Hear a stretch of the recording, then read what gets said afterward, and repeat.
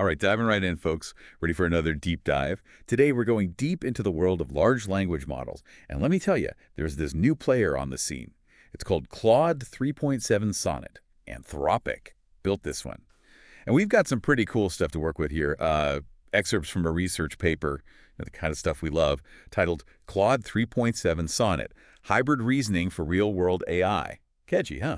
Yeah. And to top it off, we also snagged a news article to help us, break things down a bit. But what really got me hooked on Sonnet is that it's not just about, spitting out text like some of those other LLMs. This one's all about tackling real-world problems. Faster responses, they say. And get this, it even has a special thinking mode. It's this real-world focus that I think really makes Sonnet stand out, Yeah. We're finally seeing this shift from just talking about what AI could do to what it can actually do out there in the real world, making a real difference. Okay, I'm sold. Let's break it down. First up, this hybrid reasoning thing. Now, the paper mentions that Sonnet combines different problem-solving approaches. So, what does that even mean in plain English? Well, imagine, right? Imagine a team of specialists all working together. You've got your math whiz, your logic expert, your creative thinker. Each one tackles a problem a little differently. I gotcha. Sonnet's kind of like that. It's not stuck with just one way of doing things. It can, switch between different strategies on the fly to find, the best solution, the most efficient, accurate one. So it's like having a whole team of AI brains packed into one. Pretty wild stuff, right? Exactly. And because of this hybrid approach, Sonnet can handle some pretty complex tasks, stuff that requires a deeper level of understanding. The paper actually points out how much it's improved, like in math, scientific reasoning, following complex instructions, even coding. Wait, hold on. Coding. So is Sonnet coming for developers' jobs now? Whoa, hold your horses. Not replacing them, I'd say, but definitely shaking things up. See, the paper talks about this thing called Claude Code, and they describe it as an agentic coding tool. Basically, it can take instructions, like you'd give to a human coder, and actually write code, find errors, and even automate all those little tedious tasks that developers deal with all the time. So more like a superpowered coding assistant. That could save developers a ton of time, I bet. Absolutely. Huge potential there, for faster development, more productivity. But it definitely makes you wonder how the whole developer role might change in the future. All right, so Sonnet's got some impressive skills. We got that. But let's talk about the cost. Because all this power, it's got to come with a hefty price tag, right? Well, that's where things get even more interesting. The news article, it actually compares Sonnet to some of those other big AI names out there, especially in terms of how cost-effective it is. Wait, so you're saying this AI is not only smarter, but it's easier on the wallet, too? Seems that way, yeah.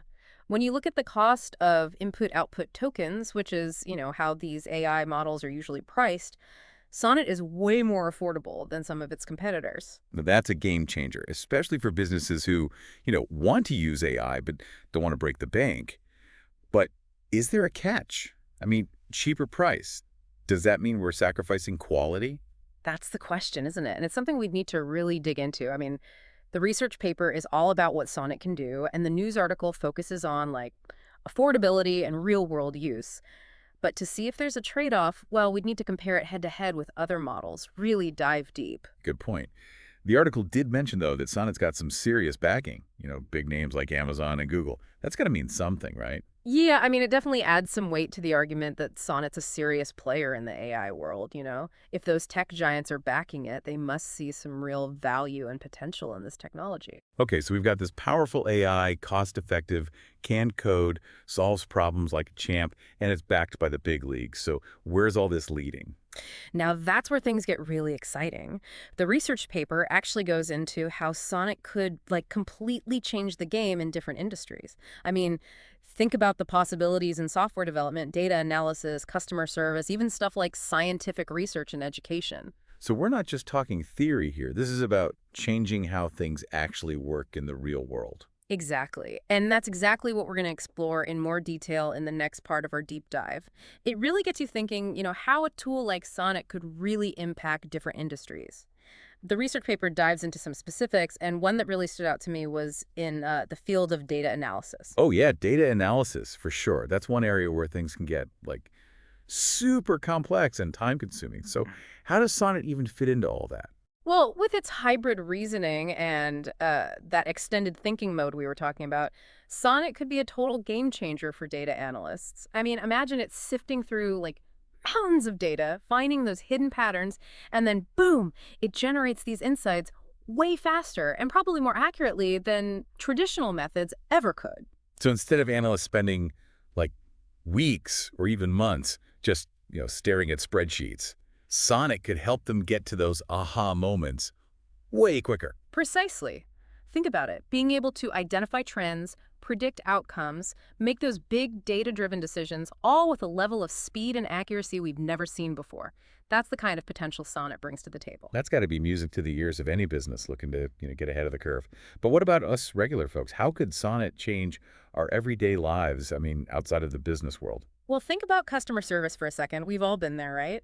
Dealing with those chatbots that just don't get it no matter how many times you explain yourself. Ugh, don't even get me started. It's like talking to a brick wall. You repeat yourself a million times, and it still doesn't understand what you need. Right. But with Sonnet's ability to, really grasp complex instructions and give you more nuanced responses, it could completely change that whole frustrating experience.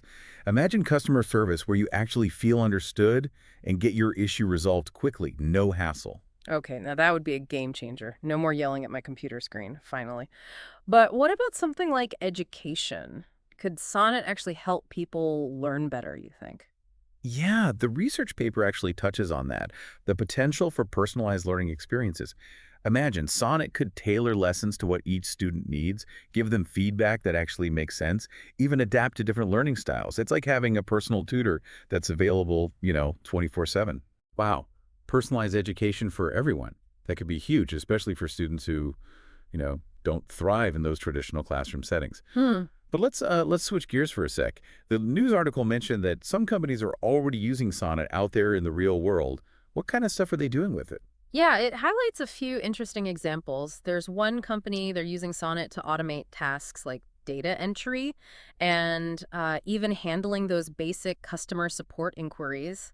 This way, their human employees can, focus on more strategic stuff, the more creative work. So it's not just about making things faster. It's about letting people, actually do more fulfilling work, the kind of stuff that uses their real skills and talents. Exactly. And there's another company that's using Sonnet to personalize those marketing campaigns, delivering ads that are actually relevant to what people are interested in. Oh, so maybe this means the end of those spam emails about stuff I'd never buy in a million years. I can get behind that. But with all this talk about, Sonnet's capabilities and all these real-world applications, it's easy to get caught up in the hype ride. But what about the potential downsides of AI? We've all seen those sci-fi movies where robots take over the world, right? Well, it's important to remember that, movies are movies. Science fiction is one thing, reality is another. It's definitely smart to be aware of the potential risks, but we can't let fear, stop us from exploring what AI can really do. It's all about finding that balance. So embracing the good stuff while also, proceeding with caution. Makes sense. But how do we make sure that AI is developed responsibly? Is that even possible? Both the research paper and the news article, they actually emphasize that Anthropic, the company behind Sonnet, they're really committed to this whole ethical AI development thing. They've got safeguards in place to prevent the technology from being misused, and they're doing a lot of research on how to ensure that it's used transparently and fairly, That's good to hear. Sounds like they're taking this seriously, which is, what we need. But it's not just on the developers, right? We all have a part to play in shaping where AI goes from here. Absolutely. I mean, by having these conversations, asking the tough questions, pushing for responsible development, we can all contribute to a future where AI is actually a force for good. Yeah, it's like we're all in this giant experiment together, figuring out how to harness the power of AI while also making sure it aligns with our values. That's a great way to put it. It's an experiment, yeah, but with this incredible potential to solve some of the world's biggest problems and create a better future for everyone. So what do you think? Are you excited about all these possibilities, or are you more, worried about the potential downsides? We want to hear what you think. Yeah, definitely share your thoughts. Hit us up on social media, use the hashtag #DeepDiveAI. Let's keep this conversation going, explore the future of AI together. All right, time for a quick recap. We've explored some of the ways Sonnet could change things up in fields like data analysis, customer service, and education. And we touched on the whole, responsible AI development thing, how we all have a role to play in shaping its future. But before we wrap up, I want to leave you with this one thought. We've talked a lot about what Sonnet can do, all the cool stuff, right? But what does it actually mean? Like for the average person, someone like me or you, it's easy to get lost in all the technical stuff and the hype. Yeah, that's a really important point. At the end of the day, technology, it should work for us, right? Not the other way around. So let's bring it back down to earth a bit.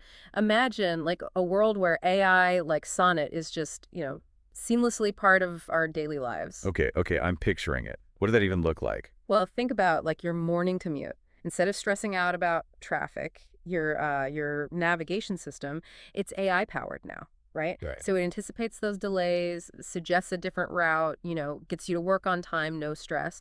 Okay, yeah, that would definitely make those Monday mornings a bit easier to handle. What else? Imagine like doctors using AI to diagnose diseases, but, way more accurately. And then they can personalize treatments based on like each patient's specific data.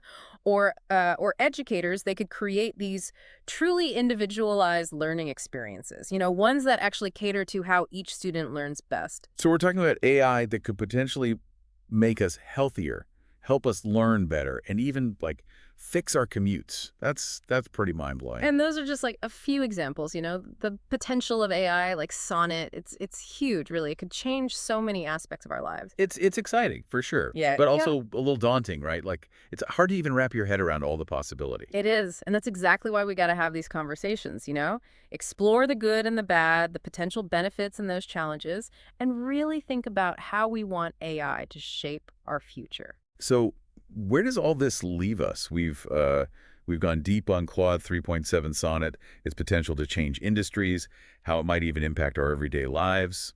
What's the big takeaway here?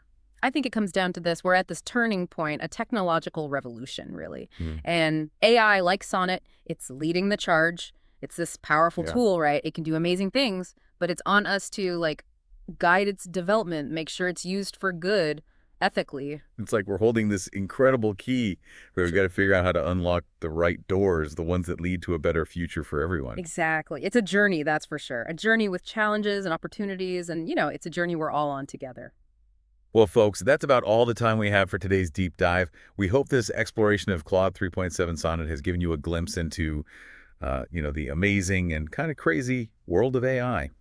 Remember, the future isn't set in stone. It's a story we're writing together, one line of code at a time. And as we keep exploring the possibilities of AI, let's do it with, curiosity, responsibility, and this commitment to building a future where technology benefits all of us. Thanks for joining us on this deep dive. Until next time, keep learning, keep exploring, and keep those questions coming. All right. We're diving into some pretty big news today from Anthropic. Yeah, their new AI model. It's called Claude 3.7 Sonnet. That's the one. We've got their announcement right here and just skimming through it. Definitely a lot to unpack, This one could be a game changer. especially for developers. For sure. What really caught my eye was this whole first hybrid reasoning model thing. Yeah, they're really pushing that hybrid reasoning model. It seems like more than just marketing hype, though. I mean, it sounds like a pretty big deal, but Yeah. can you break that down for us? Like, what makes this different? So imagine an AI that can think like we do, right? Like sometimes you need a fast answer, like Yes. right away, no time to think. Just got to know. Exactly, but then other times you really got to pause and think things through. Yeah, like some real deep thought. That's exactly what they're going for with this hybrid reasoning. So it's like two different AIs in one. Not really, no. It's more like Okay. it's one system that can switch between those two ways of thinking. Okay, so depending on what you need it for. Right, exactly. So give me an example. Okay, so think about like checking the weather. Okay. Boom, you want that answer fast. Yeah, But then what if you're planning a trip? like a big trip. Yeah, like to Europe or something. Okay. I need some serious thought, right? Lots of planning. Yeah, you got to think about flights, hotels, all that stuff. And get this, they're saying users can control how long Claude thinks. Oh, wow. So you can actually tell it to take its time. That's what they're saying. That's really interesting because it kind of creates this trade-off, right? How so? Well, if you need a quick answer, you can get it, but it might not be as detailed. Okay. But if you have a really tough problem, Give him more time. exactly, and you might get a much better result. Okay, that makes sense. Yeah. All right, we got to talk about the coding stuff. Oh, yeah, the coding. This seems to be where everyone is going crazy over this. The early reviews are looking really good. They are. Like Cursors, they're a big name in developer tools, and they're saying Claude is best in class for real-world coding. Best in class, though. That's a bold statement. It is. So what makes Claude so special for coding?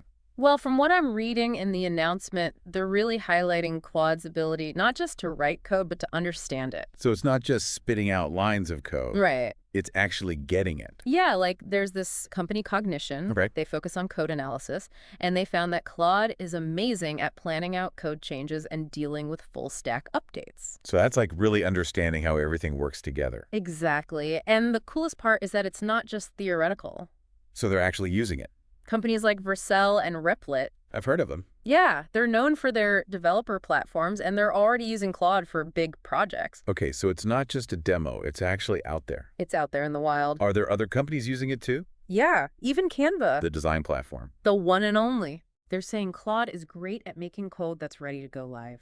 So they're actually trusting it to make code for their platform. They are. Okay, so I have to admit some of that went over my head. Yeah, it gets pretty technical. For those of us who aren't coders, what does all of this actually mean? Basically, it means we could be looking at a huge change in how software is made. Okay. Websites, apps, everything could be built faster and hopefully with way fewer bugs. So this affects everyone, basically. In a way, yeah, because we all use software in some way. Right, that's true. Okay, faster, better software. I'm on board with that. Right. So there's also this Claude Code thing. Oh, yeah, that's a whole other level. It says it's an agentic coding tool. What does that even mean? So think of it this way. You're a developer, right? Okay. And you're working on some code, but this time you've got Claude right there with you. Okay, like a partner. Exactly. Yeah. But instead of just giving you tips, It's actually doing stuff. it's getting its hands dirty. It can Yeah. search through your code edit files, even write and run tests. Whoa, hold on. It can write tests. It can, and it can even commit changes to GitHub. GitHub, like the actual platform. The one and only. So it's not just helping me. Yeah. It's actually making changes to my code. It's getting pretty close to that. I mean, that sounds amazing, but kind of scary too, right? Like, what if it messes something up? Yeah, that's the big question, isn't it? We're giving AI more and more control. So what kind of risks are we talking about here? Well, security is a big one, obviously. Right, we don't want it making any unauthorized changes. Exactly. And we need to be sure the code it writes is secure. And what about, like, responsibility? If Claude Code introduces a bug, who's to blame? Ooh, that's a tough one. And it's something we're going to have to figure out as this technology keeps developing. Because it is going to keep developing. Wow, absolutely. This is just the They beginning. even give an example in the announcement where Claude Code did like 45 minutes of work in one go. Yeah, that's what's got everyone so excited. Imagine all the time you could save. It's like having a superpowered assistant. Exactly, but there's a little catch. What's that? They're calling this a research preview. So it's not quite ready for everyone.